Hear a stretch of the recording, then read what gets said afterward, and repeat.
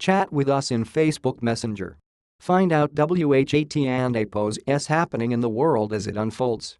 Mourners in Kabul run for safety Saturday after an explosion at a funeral. Taliban denies responsibility for explosions at SENATOR and APOS SSON and APOS funeral. The blasts comes in the run-up to TUESDAY and APOS regional peace summit in Kabul. 7 people were killed and 119 others wounded Saturday as explosions erupted during the funeral of a protester killed in the Afghan capital a day earlier in anti-government demonstrations, a health ministry spokesman told CNN. And 3 big BANGs and went off at the funeral of Salam Izadbir, the son of Muhammad Alam Izadbir, the first deputy chairman of the Afghan Senate, a witness told CNN.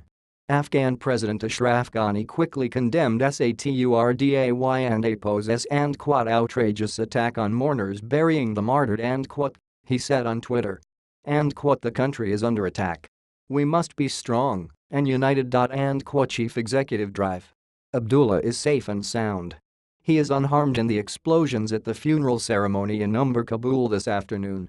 Dr. Abdullah, at AFJ Executive, June 3, 2017. The Taliban denied involvement in the funeral attack, according to a statement. Lawmakers and high-profile government officials attended the funeral.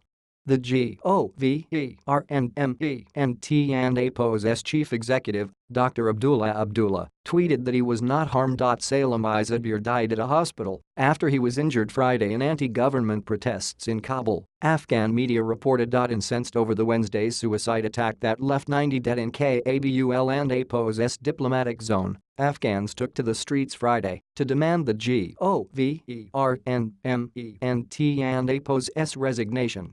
At least 4 people died in the protests as demonstrators hurled stones and Afghan police fired bullets into the air in an attempt to disperse crowds. The uptick in violence this week coincides with the Muslim holy month of Ramadan, a period marked by both fasting and contemplation.